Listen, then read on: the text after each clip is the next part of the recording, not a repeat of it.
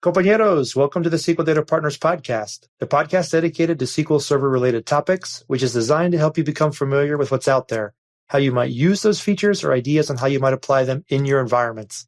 I am Carlos L. Chacon. And I am Steve Stedman. We are two data professionals trying to help others get a better handle on their database environments, either through this podcast, our training, or our consulting practice. Thanks for joining us on the SQL Trail. Welcome to the show. SQL Data Partners.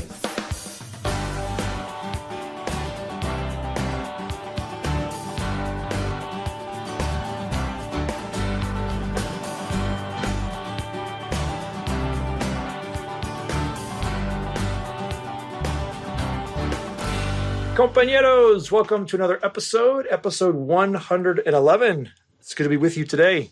Hey, Carlos. This episode... to be with you today. Hey, Carlos. This episode is on conference tips and tricks. How are you doing? I am doing well, thank you. Yes, conference is upon us, and everybody's talking about conferences. And, we figured, hey, we have this podcast. Why don't we join the conversation? All right, but before we jump into that, do we have any compañero shout-outs? We do. A shout out to Douglas Kemp. He chimed in, says he enjoys the show, and normally listens the day they come out, which, of course, we appreciate. Lets us know that there is somebody on the other side listening. Sounds good. So we also had one from Russell Johnson, and he chimed in about episode 109 on certifications. And what he said was one of the things that he uses is the brain dump sites, sort of the questions that people have remembered or written down or copied from the test, to see what he gets wrong, meaning he'll try them out, see what's wrong, and then he goes and learns it. Right. And just about memorizing those ones that you don't know. It's about taking it as an item that you don't know it and you've got to go learn it. Exactly. And that's always the balance, right? That's always a tough balance, right? Because you want to just get through the certification, right? And sometimes you're willing to push learning off to the side, right? to make that happen. Yep.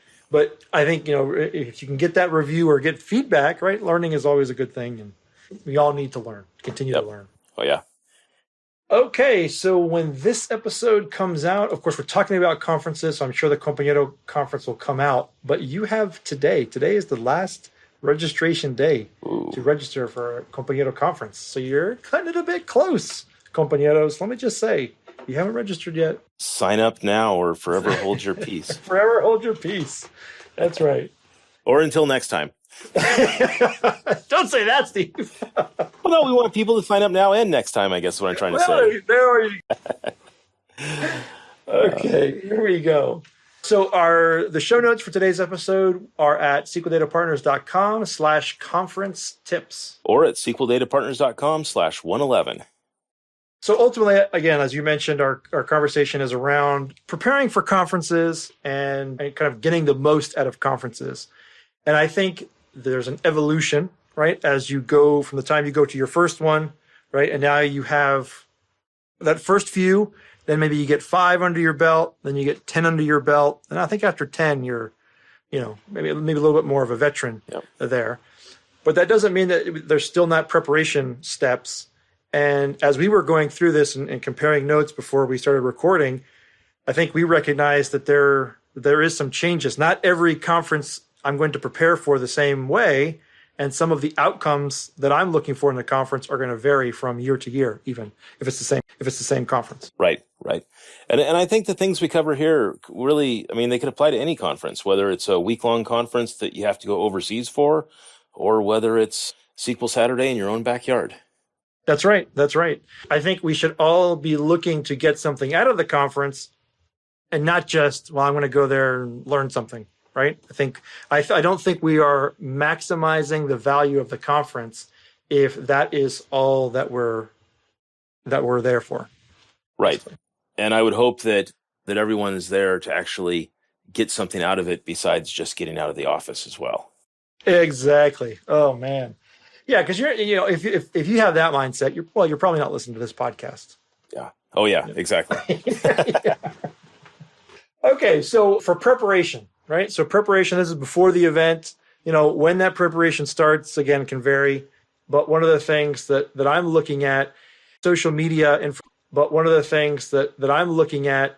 again, depending on what the conference is, but basically the people that you want to meet. Who is it that you're looking to interact with?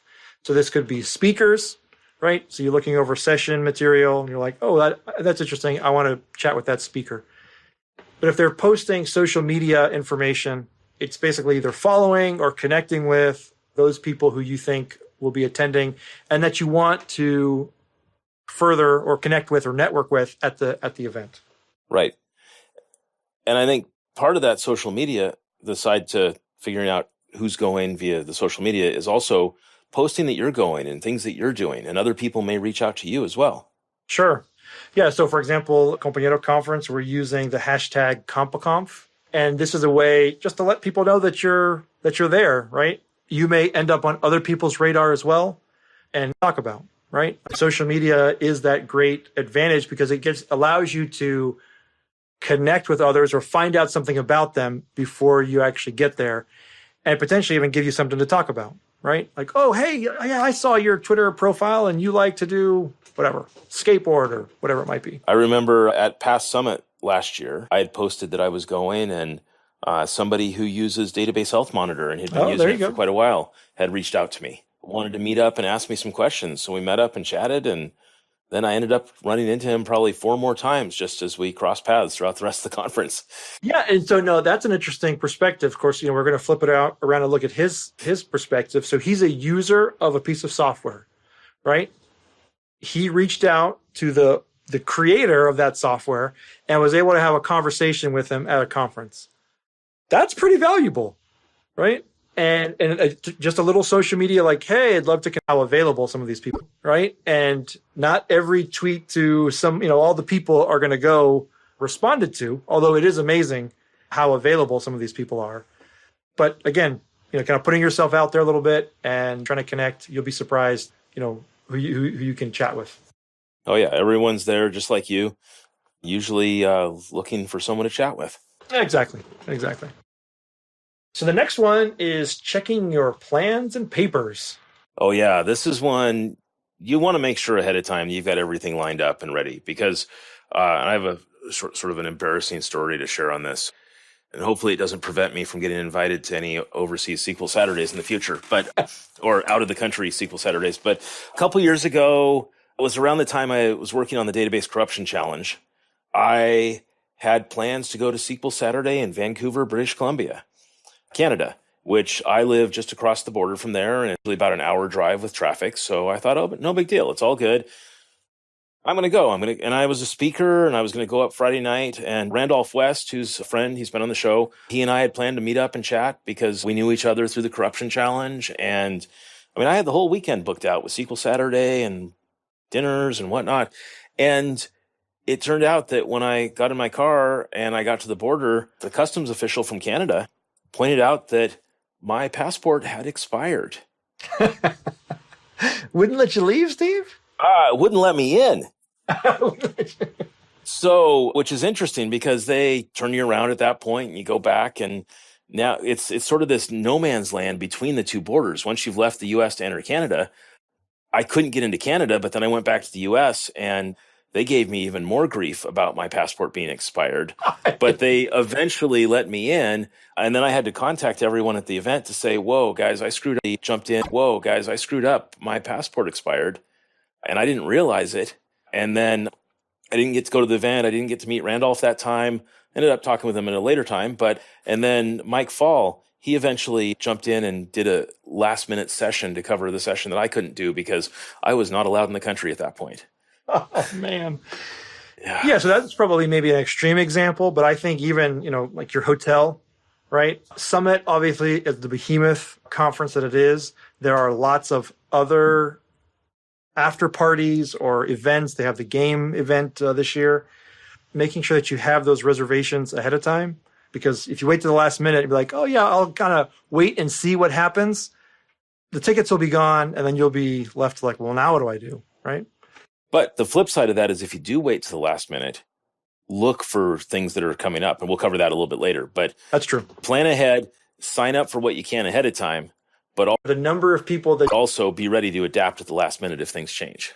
Right. Now, and this is kind of a cultural issue almost in our conferences. And I think Summit particularly, right, where the number of people that just go, and I'm not trying to badmouth, I mean, there's not a negative in per se, but a lot of people just go just to hang out.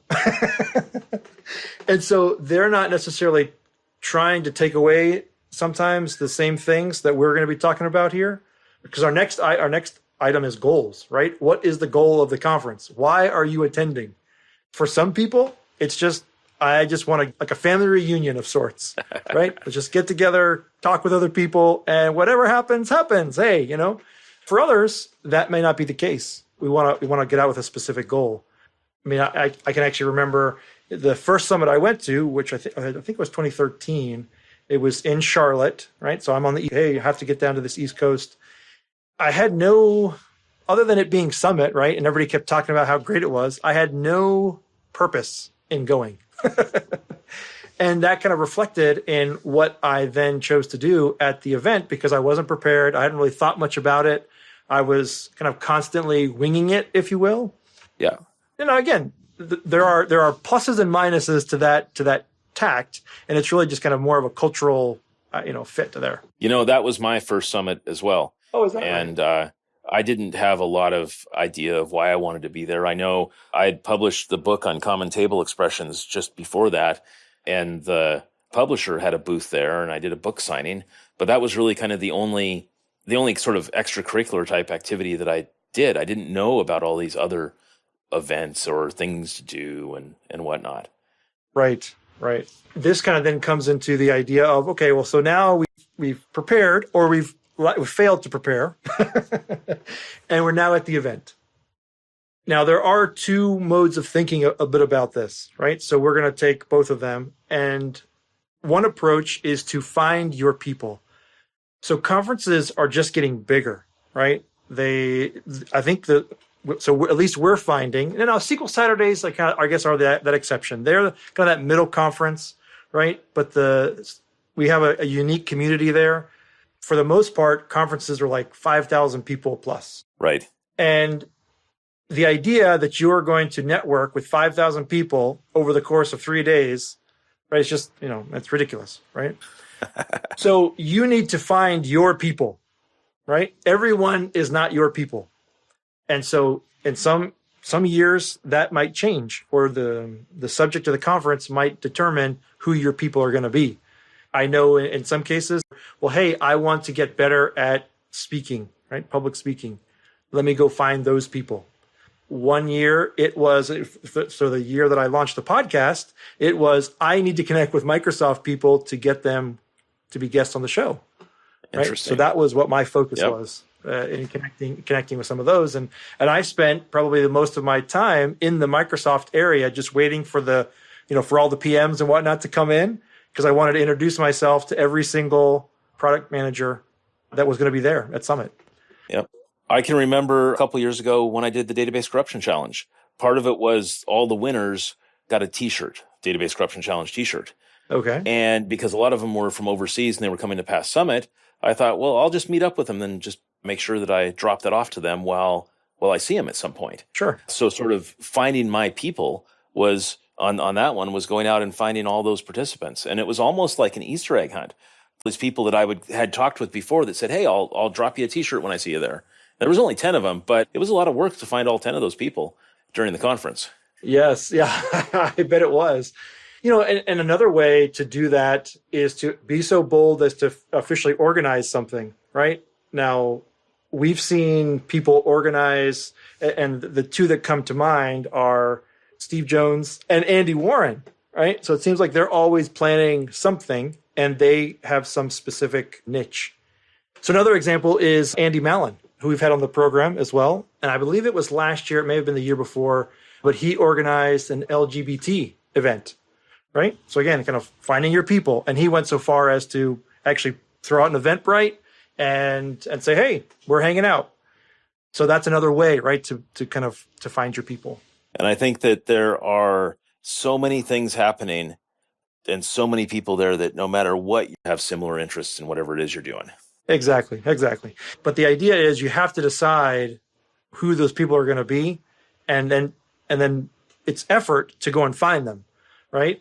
And again, some of the other things that we'll talk about, it's fine to just go and kind of roll with the flow, right? But then you can't then knock the conference for not providing what it is that you weren't looking for when you didn't really know. Yep. Oh, yeah. This is an interesting one because I can think of conferences that I used to go to, like more than 5 years ago. It always seems like before I didn't really understood the thing that I'd go to the conference and kind of the conference would get done, a multi-day conference, and I'd always end up in a restaurant by myself or picking up some food, take it back to the hotel room. And it was always just sort of like, I don't know, kind of boring at that point. Sure. In the after hours. And I think that the whole never dining alone, there's so many opportunities to meet up with other people who are probably would not have met, or probably going to be dining alone as well, and just get to know them a little bit. And I think, like back, you mentioned Steve Jones and Andy Warren. Last year, they had just a dinner event where you show up and you meet people, and they get like a group of 6 people together, and everyone's going off to dinner together. And it was a lot of fun. Right. I got to meet some people that probably would not have met if it hadn't been for that. But it really sort of changes the whole, I don't know, the what you get out of the conference, because you just get exposure to more people. Yeah. And a great example for me was I was at Ignite down in Atlanta. I was eating, met some folks down and said, hey, can I sit here? Tried to strike up a conversation. And it just so happened that most of them were getting up to leave as I was sitting down, right? So it was me and this other fellow. And then Laura Rogers, who you may know, she's a SharePoint person, so she's very active in that community, sits down at the table. Who I didn't know her, right? I didn't, but so we strike up a conversation. She said, hey, are you very active in that community? Sits down at the table. Who I didn't know her, right? I didn't, but so we strike up a conversation. She's there. She wants to connect with other people, right? She's like, hey, can I sit with you? We start talking about SharePoint, and I knew that I wanted to have a conversation on SharePoint. And so I said, hey, are you interested in talking with me on my podcast about SharePoint? And she said, you know what? I don't think I'm the best person for that. But she introduced me to Todd Klint. Oh. And so it was, that's how, and he came on the program, and I thought we had a great discussion with him. And so it was very interesting that, again, in that conversation, the connections that can be made if you're willing to go out and, and then say hello and talk a little bit about yourself. Yep, absolutely. And I think that the worst feeling at a conference, I think, is to be at that table by yourself, or to sit down at a table and realize that nobody at the whole table is talking. So, right. And who are you? And just get things going. It doesn't always work, but it helps a lot. Right. Yeah, and that's the predicament we're in, right? Is that we're mostly kind of introverts, right? So nobody wants to go out on that limb. But the reality is that most of us are scared to death, right? We sit down at that table. Hi, my name is Carlos. It's like, what's going to happen now? and you have to embrace that awkwardness, right? And as you mentioned, it doesn't always work out, but that's okay, because when it does, it's really nice. And I guess that kind of leads us into right place, right time. And I feel like this is a little bit the opposite of finding your own people, and maybe not the opposite, but it's instead of planning and trying to find people, this is more of the, happy accident type idea. Right. Oh, yeah. And I think that, you're going to run into people or people that you want to know that you would maybe never run into any consulting business. You never run into anywhere else. Like past Summit, I think it was last year, I ran into a friend from Australia, and that I'd known online and through, that came back to the Corruption Challenge originally, but we'd never actually really met in person before that. And we got to sit down and talk business for like an hour and a half at the past Summit. We didn't talk about technology at all. It was all about the consulting business.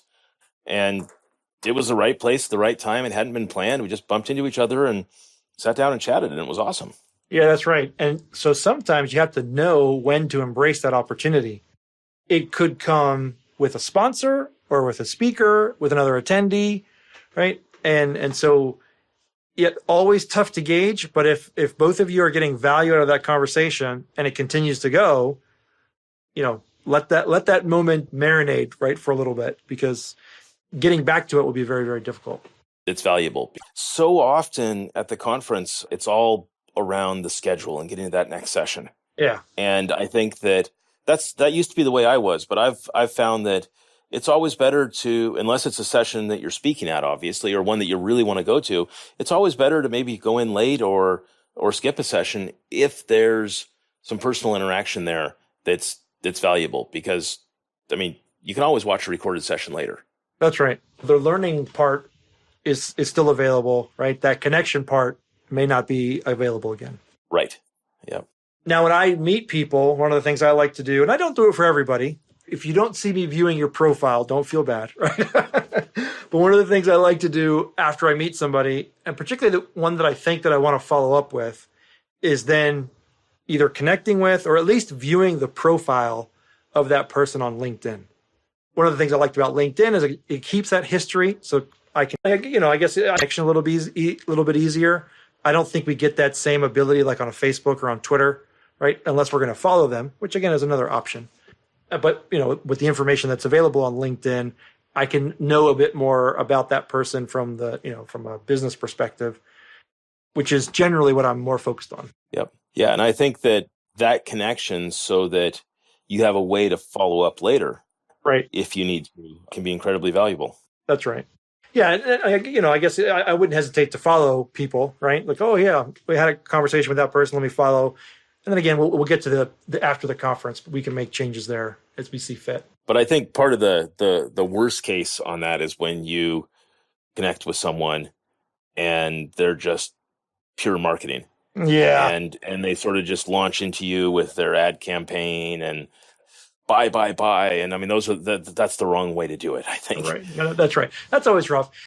The value, the upside is so much bigger than, a couple of people trying to spam you, because you can always just disconnect with those people. That's true. Right. Yep. Don't limit your chances, because which is going to happen, right? You just have to understand, because it's a social medium, you're going to have interactions that, and not all of them are going to be exactly what you want. So another one, so putting work aside, again, can be tough, particularly with a long conference, particularly like, again, using Summit. If you're going to do pre-cons, that can be a whole week. Yep. So checking in at a certain time, maybe putting that in the schedule, right, can be something. But if you're trying to balance the two, you're just hurting yourself, in my mind. Oh, yeah. A couple examples there. Last year at Past Summit, we had a podcast recording that was scheduled, and partway through the day, I left, came back to my hotel room, and we did the recording. So I've been in my hotel room, and we did the recording. But that was something that probably could have pushed off for a couple of days until we were done, but those kind of things happen. The other thing I remember is a friend of mine at the conference. I saw him once, and then I didn't see him until like the end of the week. And I said, "Hey, where you been?" And he's like, "Oh, well, we've been having troubles back at the office. And I've been pretty much the whole conference, I've been in my hotel room working." And I just thought, wow, okay. Obviously you've got to deal with the issues that come up back home. Hopefully you can get enough in place so you don't have to do that, because, at that point, the whole conference is kind of a waste. Right. And it's funny, right? So there's system down issues, right? That's probably you can't neglect. But if your company has paid for you to go to the conference, put your out of office email on, right? Push back a little bit on that. Unless you get the, thou shalt do this, it's okay to say problem. I'll come back to it. And you have to be, say it nicely, right? Put the tells out there so that they know, hey, I'm at this conference. I'm trying to learn. I have the following goals associated with this conference. If it's urgent enough to take me away from the goals that I'm working on right now, then, hey, escalate, right? I'd be happy to help you. Otherwise, right, try to push it off. And then the last piece that we have, or topic for during the event, is this idea of meeting famous people. Ooh, how exciting. Yes. So you're more than likely, and Summit, right, is again using that conference. We have the superstars of the SQL Server community, and you're going to bump into them. So what do you do? Or what don't you do? Or what don't you do? Yes, maybe we should start with that. And admittedly, this goes back because I was reading I think this was probably, now that I think about it, Kendra Little published a post, and this was probably just before the 2013 conference, because I was reading about going to the conference and what to expect. And, Kendra is one of those people that, people would recognize and know the name. And she wrote an article about people coming up to her at conferences. And of course, she's been putting out all this content, but people will come up to her and just kind of say the weirdest things. You're shorter than I thought you were, or your hair is longer than I thought it would be, or, Wow. whatever, right? And it's like, huh. Now, obviously, we recognize, or we feel like we know those people because they put out content. We read their blogs. We watch their videos, right? We feel like maybe we're friends. And that's fine. And that's great. We want to reach out to those people, but we want to be careful about how we're friends. And that's fine. And that's great. We want to reach out to those people, but we want to be careful about how we approach them and talk about something positive. Because you wouldn't just go up to a stranger and say, wow, you're a lot shorter than I thought you would be. Right. That's to role reverse for a minute. That's what you are. You're a stranger. And they're trying to make a connection. And if you insult them, not a way to make connections. Yeah, that's interesting. There's times that I've been to conferences and I think, oh, wow, I know I've seen that person online or on Twitter or whatever, and I've been kind of like a little bit afraid maybe to approach them. Right. And we all are, I don't know. Right? Yeah. And I think that don't be afraid, but don't be like super interrupting either.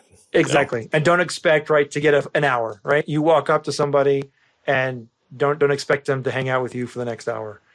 The right time, right place is you may just have to find the person at a point where they're willing to socialize, right? If they are trying to get to a session, for example, all you may be able to do is say, hey, I'm Carlos. I love your stuff. Thank you for whatever. It's great to meet you, right? That's all you'll get. And then maybe in some other opportunity, you'll get to do a little bit longer. I think some of the more social times, again, if you happen to find someone with an empty seat for a meal, right? Those are great times because that person's going to bound at that point, and you can take the conversation in different places potentially. Oh yeah. So then after the event, and you've just come home, maybe you've recovered with some extra sleep for a day or two. What are you going to do next? Yeah. So this is, I think, where the most valuable nuggets come in. And of course, the learning is important, and we want to have goals and things that we'll implement in our environment. You can just scratch those and things that we'll implement in our environments, particularly for technical conferences. But one of the things I like to think about is, okay, and again, think about it from an outsider's perspective, is whose circle do I want to try to get into, right? So assuming that I've reached out to people on social media before, I've tried to find my people at the conference. Okay, now I've had interactions with them. If you haven't had an interaction with them, then you can just scratch those people off your list, right? The idea of then getting into their circle now after the conference it's not going to happen. But if you've had those interactions with those people, okay, now who do I want to keep up with? And then the idea of, okay, how do I launch this conversation? What things did we talk about at the conference that I can either reference, right? Or what maybe additional questions do I have that would help begin the conversation? Right. And it's engagement. Make sure that you're respectful and you do it tactfully. No, that's right. And so I guess I've phrased that in a way of questions, right? What can I ask them, right? It's the opposite of, it's like, oh, hey, we met.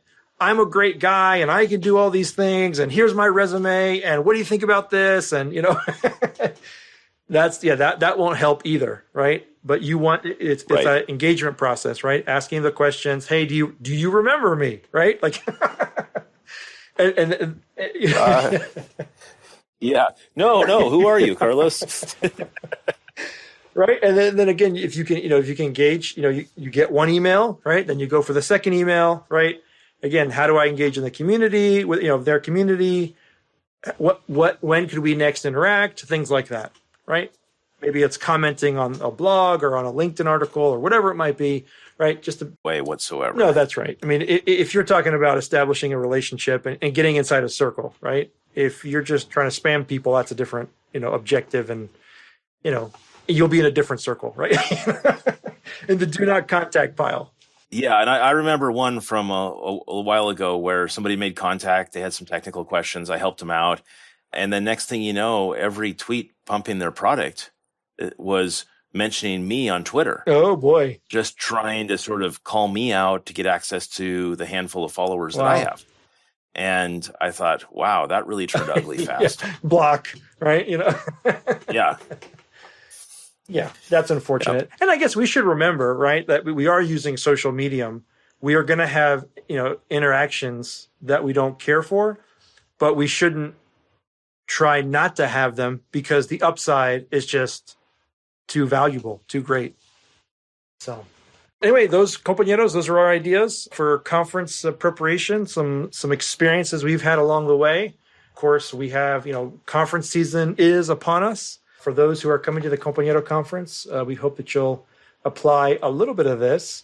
We're going to be doing some different things as far as the social components, just from an organization perspective. In year one, we don't have a great way of putting out all the social information beforehand, but we'll be creating a channel in the SQL Server community workspace in Slack to help communicate and some other things like that. So we hope that you'll continue to reach out and start chatting with other attendees.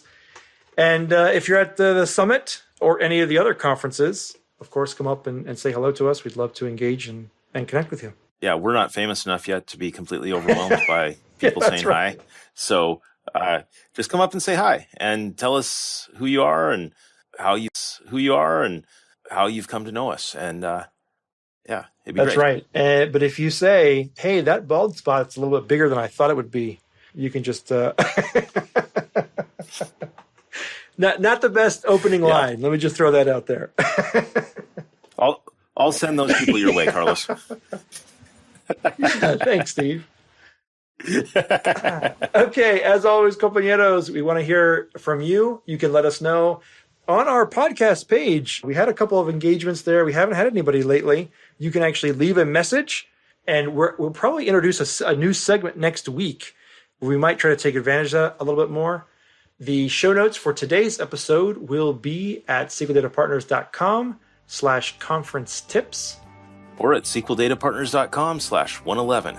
And as always, you can reach out to us on social media. You can connect with me. I'm on LinkedIn at Carlos L. Chacon. And I'm on LinkedIn as